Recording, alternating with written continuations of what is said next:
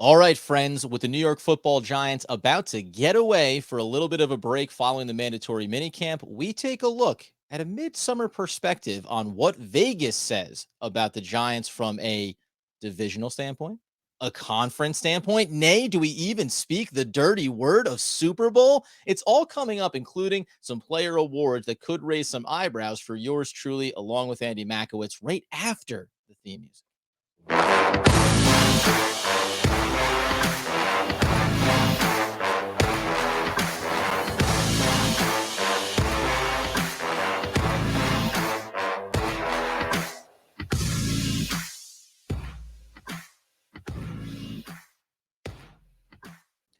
Oh, that's right. It's OGP, the One Giant podcast, where we are your host over there, seasonal generation ticket holder Andy Makowitz. Over here, Adam Armbrecht, also covering the Brooklyn Nets over on the Locked On Nets podcast with my boy Doug Norrie, getting some of the kinks out of my mouth this morning. Andy, how are we, sir? Assuming healthy, wealthy, and wise.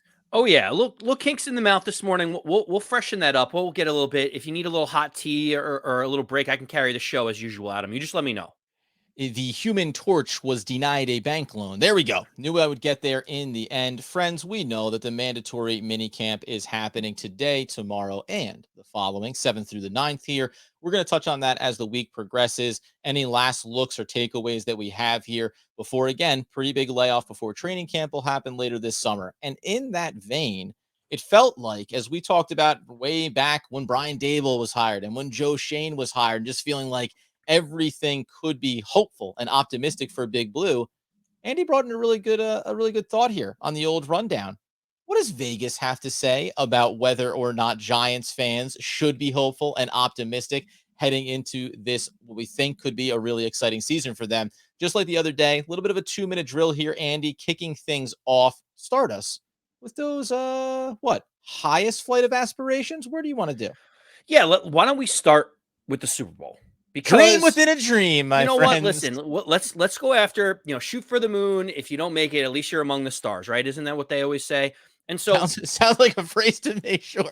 it sounds great, doesn't it? But the first thing that we looked at is, what does Vegas say about the Giants team as a whole? And so we looked at the Super Bowl to start with, and the New York Giants are plus 8,000 to win the Super Bowl. It's Now, nice. for anyone that is a layman in terms of the betting, basically $100 bet would net you an 80-1 payout, which is $8,000. So I like that. the Giants have very long odds compared to other teams. I think they have the 9th worst odds, which I think is better than what they had last year. Adam, 80-1, Giants Super Bowl. Tell me how much. What would you put money at that number? And if not, is there a number that it makes way more sense for you to do?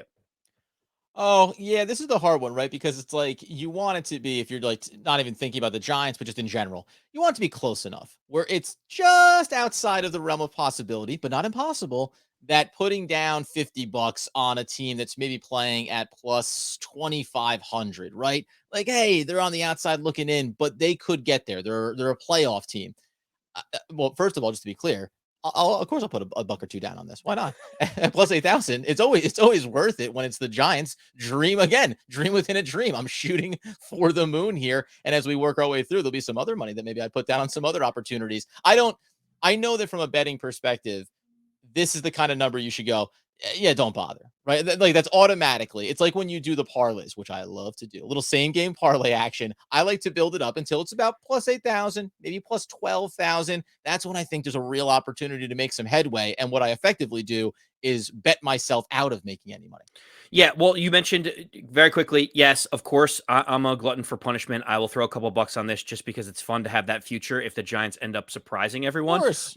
But to your point, in that plus 2,200 range that you just mentioned, is a team like, oh, I don't know, the Cincinnati Bengals, who just went to the Super Bowl last year. So if you're thinking about what's smart money, what's not, what are the teams on the fringe? Indianapolis Colts actually fall into that bucket too, right around there. Those are those sneaky teams that if they get hot, they could win it.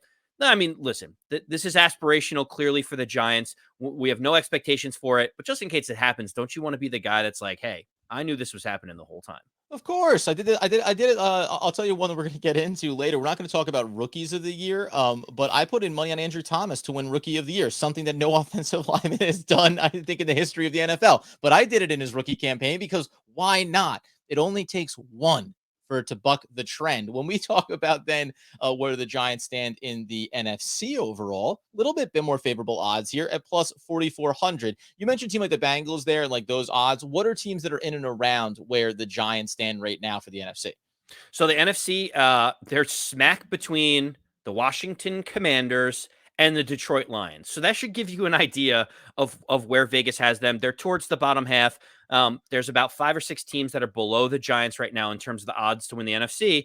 And it's hard, Adam, because if you say Tampa Bay, Green Bay, the Super Bowl champion Rams, and even the San Francisco Okay, 49ers as 5 teams that the sure. Giants would have to leapfrog in order to do that. Never mind the Cowboys and the Eagles in the division or the Cardinals, who hopefully are going to have Kyler Murray there.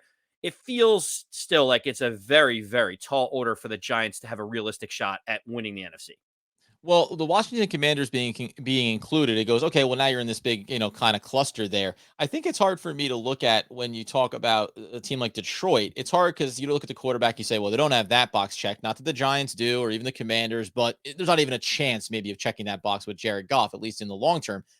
But then you're also in that division of the NFC North. Like Detroit should be worse just because they should be losing more because you chalk up 2 losses against Green Bay and maybe against Minnesota, right? Like you would think that their odds should be longer than the Giants, like significantly longer. Maybe I'm off base here as we'll talk about the divisional perspective because I well, the division's really the one that I want to get to here because they're plus 700 to win the division. And then you see, if you're watching on YouTube, Dallas at 115, Philly at 210, and Washington at 450.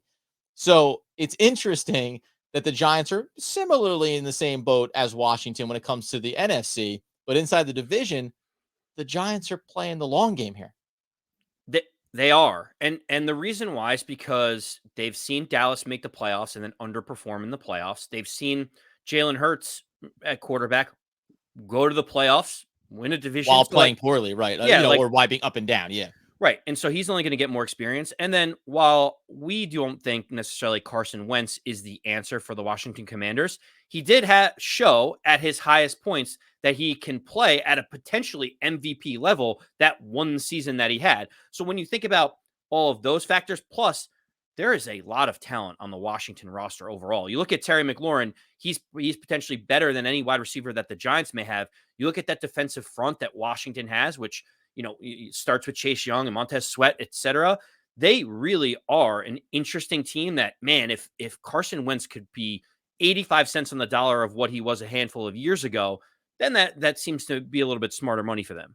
Oh, sure. And I mean, listen, relative to Heineke, right, or Fitzpatrick and the options that they've had there previously, like you have to look at that and say his ceiling at least can be higher than those players. I personally, this is a unrelated topic.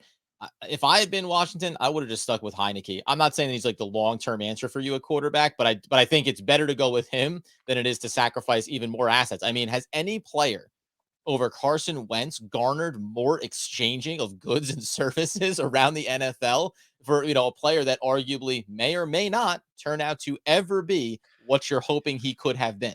Side note on all this, I love the Giants at 7-1. You mentioned Carson Wentz. Yeah. There's a great video if you're a Giant fan and you want to feel good about yourself. He's signing autographs at one of the OTAs for Washington Commander fans. And some like 14-year-old kid looks up and he's like, Carson, can you sign this? As Carson signing it, he says, I hope I'm wrong about you, Carson. That's nice. I hope I'm wrong about you. And Carson's like, I guess, thank you. I don't like, what do I say to that? And Anyways, I signed this picture first. Let me just go ahead and put my sentiment in just above that there. Are you familiar with abbreviations? No? Very good then. Yeah, listen, whenever we think about the division, that's always great. I love when fans have this kind of detachment between a human being standing in front of them versus a product and a logo that they want to see be successful. To your point, like, listen, legitimately, I would throw a couple bucks down on the Giants for the division. I think that we're going to get some other opportunities here around why that could be possible, right? The NFC East has always been tumultuous. It always turns over. Certainly, some of the expectations around who could be successful for the Giants can move that needle. But I'd be more likely, before we turn over to some of the individual awards going into this season, I would be more likely to put money on the Super Bowl and on the division than I would the NFC, which like, can't make any sense, but I think is perfectly flawless logic. Yeah, I like it. I understand. I understand how your crazy brain works, Adam. The simple thing on here is the Perfection. Giants at 7-1. If this Giant team really does get a handle on the offense under Brian Daboll and Mike Kafka, it feels like this could change in a hurry. It changes Yes. everything. Wink Martindale forcing turnovers. This number is kind of like Vegas saying we don't really know what we're going to see from the Giants yet. I expect that number to come down before the season starts.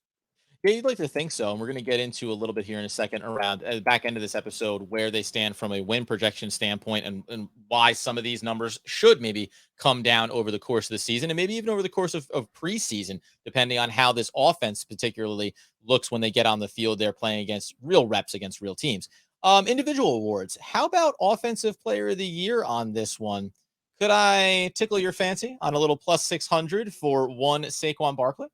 Well, it's actually plus 6,000, Adam, Oh, because it's 60-1 for anyone that loves horse even better. racing. It's 60-1 on Barkley. He's actually worse than Elijah Miller. He's about the same as Austin Eckler.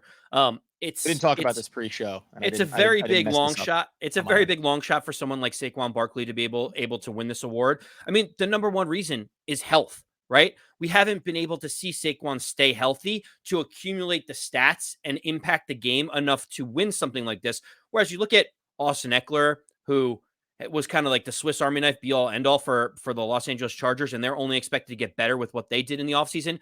Michael Thomas led the league in receptions when healthy. So you can see the types of players that are around Saquon at the same odds. This one to me is the toughest one for me to wrap my head around. I would love for Saquon to be in the conversation, but there's so many other better options if in terms of betting that I would pick over Saquon in that position. Yeah, this is one. It's funny. We're gonna get to another award that I'll bring Barkley's name back up in, but this one's tricky to me. Like I feel like when it comes to odds and Offensive Player of the Year, don't bother as you get further down the list because it feels far less likely that maybe the top 10 or 15 names that are listed around this, it's gonna be one of them. It's not good, right? When you think about MVPs in the NBA, you don't go, well, I tell you what, it got a bit of a long shot here for MVP. Well, yeah, because the guy that's second or third on the roster in terms of viability and how they're going to impact the team, they usually don't rise up, right? Go with LeBron, go with Curry, go with Kevin Durant. Take the name brands and probably travel with those. I'll touch back to Barkley here in a minute. You can follow up before we get to defensive player. I actually have the opposite approach on offensive and defensive player of the year. I think people come out of You nowhere, think there's a whether it's bubble up? yeah, but well, think about it. Last year, Jonathan Taylor ran roughshod over the entire league. He wasn't in the top 10 before the season started. You look at Deebo Samuel, people were saying he wasn't even the best wide receiver on his team. They had Brandon Ayuk ranked higher than him. So all of a sudden, you'll see early on in the season, these guys have flashes, and you're like, Maybe oh, you're yeah, right. that guy's clearly the guy, when in fact, he wasn't even top 10 or top 20, in the rankings right before the season started. Well, yeah, okay. I'll contextualize it this way. I don't think Barkley might not be the option for it, right? Maybe you're trying to then look at offenses. Maybe you go down and look at Miami and say, hey, they brought in a lot of weapons here. Who's someone that could really strike while the iron is hot, right? Or some of these moving wide receivers from Green Bay going to other teams, or you saw Hollywood Brown go to Arizona, right? Like maybe there's some movement there where you try to find one of these spark plugs that's going to jump. Like, for instance, Tyreek Hill is plus 5,000. So he's about the same odds as Elijah Mitchell. So your point is well Yeah. taken. New system, you haven't seen it yet. He could flash and all of a sudden have 20 touchdowns and come out of nowhere. That's a great pick, Adam. There, I knew I'd get there. Just let me keep rattling off names until I finally strike gold. Let's talk about Defensive Player of the Year, where the odds are even sweeter. Yeah. Let's talk about it, Adam. I thought you were excited to I thought you were excited to talk about it, and then you just looked at me and said, "Let's talk about it." I'm like, "Okay, shall This we?" might be one of the best episodes I've ever put on tape. I'll tell You you know right what? now. So listen, Send it to Canton. defensive player of the year is interesting. One, because there's actually a few Giants that made the list this time, which I was surprised about. But the top two that are tied are Azeez Ojulari and Leonard Williams, and they're basically 200-1 or plus 20,000. However you Love it. want to dice and splice it. With Kayvon Thibodeau just behind them at about 250-1 odds. And I think this is interesting. This is where you could almost throw a dollar or two on all three of them and just say, hey, if the Giants defense under Wink is attacking quarterbacks, that means stats that matter, like sacks and turnovers and interceptions, all of a sudden start popping up. To me, Adam, these are the 3 best bets on the board. And if you were to even throw $5 on each of them, one of them winning it would be a massive payday. Yeah, do you think like I guess it's like Leonard Williams. I know it's not like for like, but for Leonard Williams to take this down, you're talking about an Aaron Donald type impact performance on the interior of the. I know he's not on the, he's not playing nose tackle, but that's what you'd be asking for of him. Are you a little more? Are you more or less surprised that they don't put like Kayvon up a little bit closer to it? I get because I get the Ojulari piece.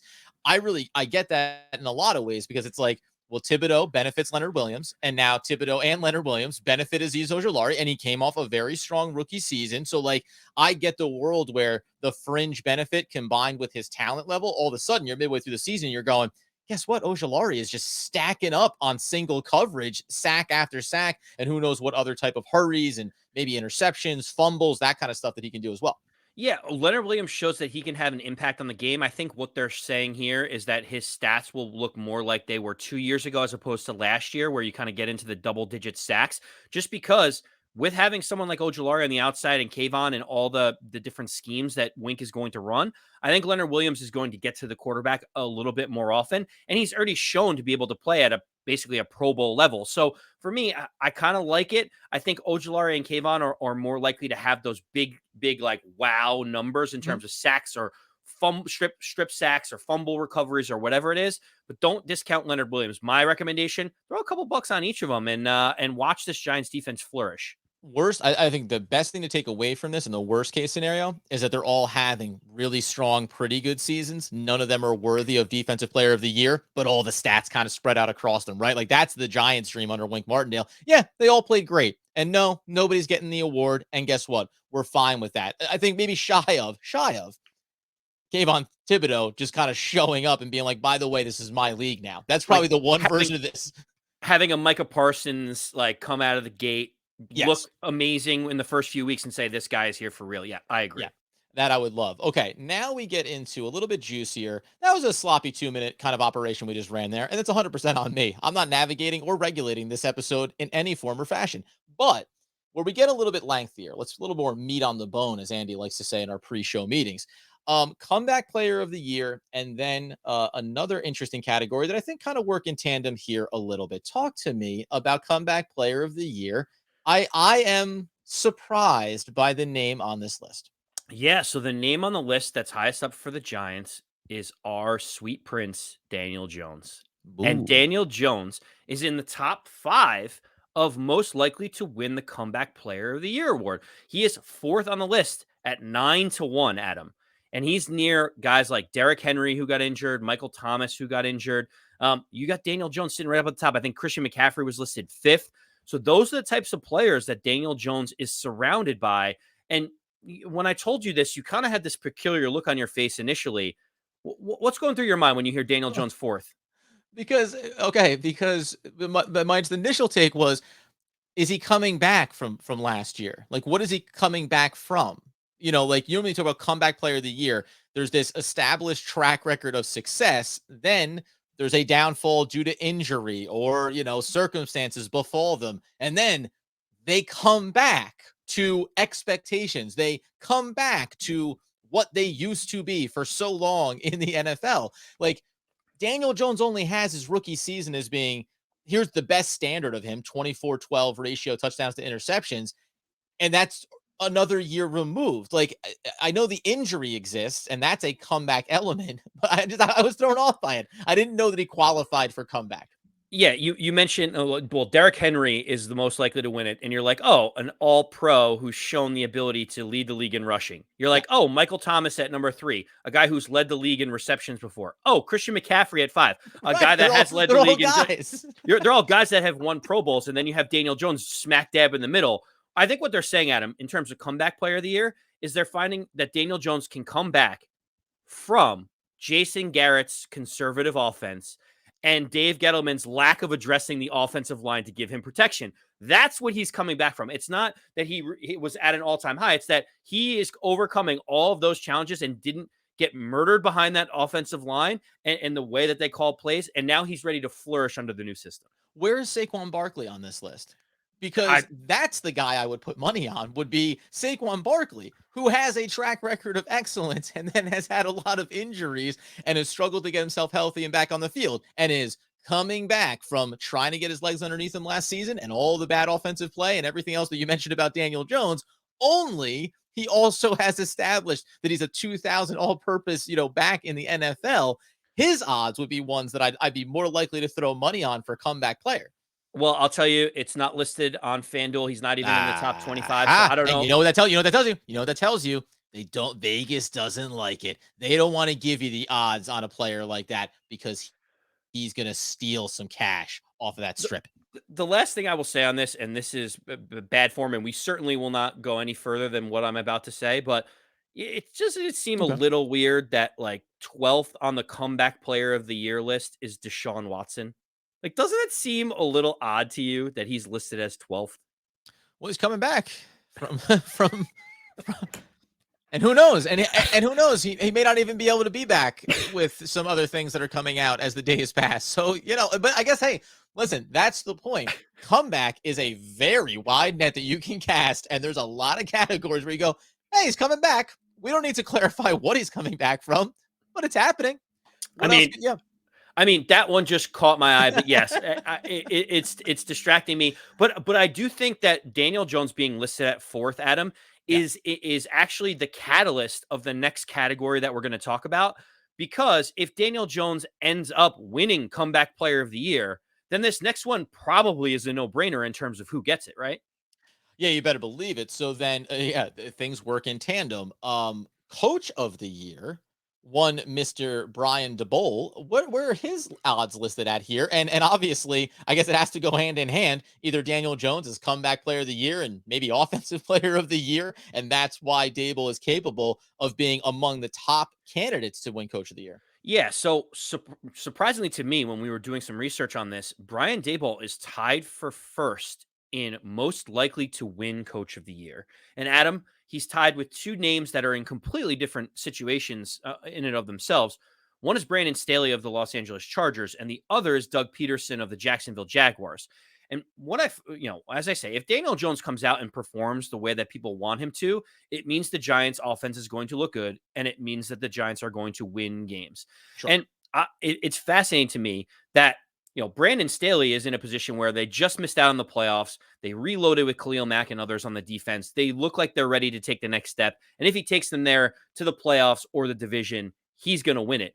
Brian Yeah. Daboll actually it has such lower expectations of what the Giants are going to be coming off of a 4-win season that Brian Daboll and the Giants could win 8 games and he could be in serious consideration for winning Coach of the Year.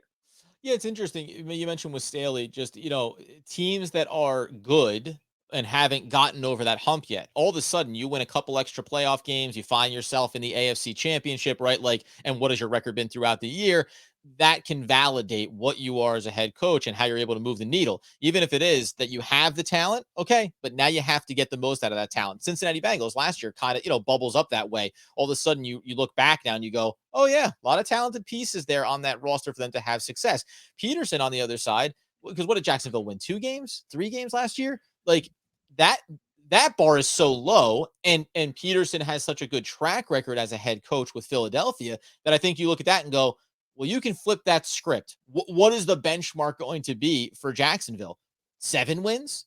6 wins? Like a 6-win team could still garner expectations for Coach of the Year honors based on where that team is coming from. It probably has to be a little bit better than that. But then you get to Brian Daboll.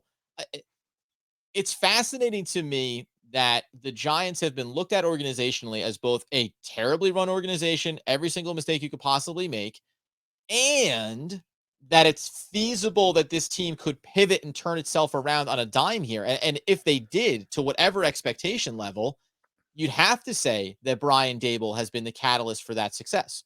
Yeah, I mean, but the tough part about this is like, Matt LaFleur in Green Bay is a great coach. They win 13 or 14 games every year. And like if they win 14 games, is it more impressive to continue that ship going where you're winning, you're going 14-3 and you're getting the number 1 seed? Or is it better to go from 4 wins to 8 wins, be under 500 and miss the playoffs? It's such a hard hard category because expectations play so much into this. It's not just how good you coach, it's how much better did you do over what was expected. And if you're expected to be a top 3 or 4 team in the league, it's hard to really blow those expectations out of the water. Right. Well, I was going to say Mike Tomlin. Name a year that he's not deserving of being coach of the year, right? Right. Or at least in the conversation. And they're usually very good teams. They're very competitive. Last year, even as Roethlisberger is winding down, still finds a way to make the playoffs, et cetera. Like, okay, great. And you almost at some point, this is what happens. You take it for granted, right? You take the success of a LaFleur for granted. You take the success of an Andy Reid for granted. I mean, they're always in these conversations, and you know how they're going to go down from a legacy standpoint. Certainly, the two latter names there more so than LaFleur, who's building that resume right now as we speak. But I just saw on LaFleur, I know another little side tangent here. Peter Bukowski, who covers the Packers, he's on the Locked On Network. He listed out all of these reasons why you can very reasonably detach him from the fact that Aaron Rodgers is the quarterback. How can you possibly, obviously it's a product of Aaron Rodgers, the greatest quarterback. He goes, no, you can also look and see that they keep winning 13 games now with consistency. They never did that before he got there, right? Like there are expectation bars that you can see the needle move on. Harder to do it with good quality teams coming into the year as opposed to lower ones. And to that point, when it comes to the Giants, where does the bar get set here? We'll talk about, you had thrown out the one, and there's the over under on win totals, but you also mentioned 10 plus games for the New York Football Giants. 10 plus wins is a relatively low number. Yeah. So this one I just thought was noteworthy for one reason. Well, maybe two reasons. One is plus 270 means just over 2.5 to 1 that the Giants would win 10 games. That seems incredibly low, Adam. And also very deserving of Coach of the Year for Brian well, Daboll. so that's exactly where I was going to go on this. Is that if the Giants win 10 or more games, there is a very strong chance, if not almost like an 80 to 90% chance that Brian Daboll wins Coach of the Year at 14 to 1. So if you're going to pick one of the two wagers, Brian Daboll as Coach of the Year is a way better bet for Giants fans. You're getting almost 6 to 1 more on your money saying Daboll will win it. Like, to me, this is the one bet I would completely avoid on the board. I don't like the Saquon Barkley one. I don't like this one. You get way more value because if they win 10 games, Daboll's going to get it anyway. What I was going to say, like, this is where, like, I think if you believe in this number from Vegas, then you should love the other numbers out there, including maybe comeback player of the year for Daniel Jones, right? Like, you should be willing to throw a couple bucks on it, because if you're going to win 10 plus games, then it's likely Daboll will be Coach of the Year. It's likely that Daniel Jones is comeback player of the year. There's some chance that offensive player of the year maybe would be on the table for Daniel Jones, right? So it's like all of these things, you start to like reverse engineer it and look at where you want to spend some money. I personally, as we kind of get into we want to do the over under on win totals here, and this kind of to put a cap on it, just from a betting perspective. Everyone already established, we've got a lot of new followers and subscribers on YouTube. I like to be a part of it. I don't always wrap my head around it as quickly as I should. I like to dance with the distance. I think that the long shots are the ones that make it the most intriguing and exciting and fun to watch, whether it's the Giants or anybody else. So I'm always into the parlays. I'm always into the, plus 9,000. Yeah, give me that. And then I just get angry at the end of the year, especially when they come close. Anytime they almost meet the odds, that's when I really start to lose it. Adam, you're like the guy when everyone's going on like a ski trip. You're like, yeah, I'm in. They're like, have you ever skied before? You're like, nope, but I'll give it a try. And you have the pizza legs all the way down the bunny slope. So like, hey, listen, you're out there giving it your best. I know the OGP listeners are going to appreciate it. So kudos to you, my friend. And by the way, as we get into the over-under and what this means for the team on win totals, I also end up being the guy that when the skiing doesn't work out, drop me into a tube, send me down the slope. I'm living the dream. I'll see you for hot cocoa back at the lodge. The tube does feel like the long shot bet too. That's what it feels like in my mind. So you are very on brand on this. But all right, at the end of the day, talk to me about over-unders for win total. Yeah, so what I thought was going to be important to get out of here on is what are the actual expectations? We gave you some very optimistic ideas of ways you can get creative with putting money on the Giants responsibly. Oh, sure. But what Vegas is saying right now is the Giants win total is sitting anywhere between 7 and 7.5 wins across a host of different betting websites. They have different like VIGs and how much you have to pay for it. Don't need to get into too much detail on that. But 7.5 wins is the expectation for this team right now. Do you at the end of the day, Adam, the simple question is not, will they beat it? Are they going to be completely under it? Is, does that feel right based on what the Giants did this offseason and where you think the expectation should be sitting for Giants today? Yes, I think so. Right. If you look at this team and you say it's generally agreed that the Giants had a successful draft, it's generally agreed that they improved through free agency as well, the play of the offensive line, right? So you've added more weapons, you've added more protection, you've added a better head coach, you've added a better offensive coordinator, you've added a better defensive coordinator. In a lot of ways, I think the win total right now is as much about, yes, there's young talent, and we talked about this last episode, right? Thinking of what this team could be. This is as much about the coaching staff, I think, and how they can elevate them, especially when you contrast it. I'll put it this way. You tell me you can have Joe Judge or Brian Daboll. How many more wins might Daboll be worth over Joe Judge? If you told me you have Kafka instead of Jason Garrett, how many more wins could he be worth as opposed to what you saw last season, right? So I think moving the needle from a talent perspective, I leave off Patrick Graham because I think he is a quality defensive coordinator. I love what Wink Martindale can do.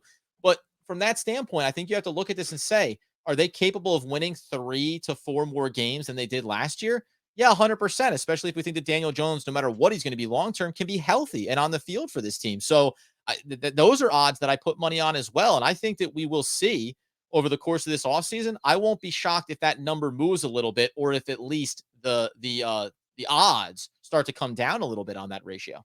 Yeah, I mean, you mentioned the coaching. I just go to, at the end of the day, 80% of this offensive line is completely overhauled. Yep. You have Saquon Barkley is healthy. They're utilizing him in the right way in camp so far. You have Daniel Jones, who is healthy. You have Kayvon Thibodeau being an upgrade on the outside, getting edge rush. And you have a much more creative, blitz-heavy scheme. All of these things that we're talking about are going to change how this team looks. And I think it's going to be for the better. Now, the real question is, are they going to be able to double their win total or not? That is to be seen. And I think once we start So getting doubling your win total and still only aiming for 8. What a bar. That's what it is for the Giants, though. And honestly, we talk about Dallas, we talk about Philly, we even talk about Washington. They're all this division is going to be more competitive for the Giants than people are giving them the credit for today. I think we'll see that number change a little bit. But yes, I think 7.5 wins is definitely a realistic expectation. It should be where the Giants are right now. In one of the longest end of the days ever. The division, I think, is also a big component of this. You can look outside of it on the schedule and say, hey, a lot of opportunities for some wins. But this is always true of every single season. So this isn't about projecting win totals. If you go 500 in your division, it sets you up for success. If you steal an extra game and you go 4-2, obviously. If you go 2-4, if you go 1-5, that automatically just takes those opportunities off the table when you talk about playing against other competitive teams and just the nature of the NFL, right? You have 17 games. It's not setting a huge expectation bar. This would have been to say 6.5 pre adding that extra game in, right? Could they maybe go 7-9? Now you're talking about, can you go 8, 8-9? Can you dance in those waters? It's very interesting, man. The off season is going to play this out. Preseason is actually going to be, to me, one of the most intriguing preseason runs here. Whatever type of reps you see in game are going to be critical to getting an idea of what this team can do when it comes to the regular season. You get over to YouTube, friends. You enjoy it. You savor the flavor on what probably either feels like one of those midweek episodes, or maybe it's one of those things, it's Friday, let's have some fun. I don't know. I blacked out. I think it went well, but you guys can let us know in the comments. You subscribe over on YouTube. You get the podcast wherever you get those needs fulfilled, as we like to say now, sultry sounds of our voices in your ears as you're driving into work. And no matter what the Vegas odds say, it is, I don't know. What's the best possible odds, Andy? What's the lock of the century? Give me those odds. -500. -500 that Andy Makowitz wants, needs, and demands the people know. As always, let's go Big Blue.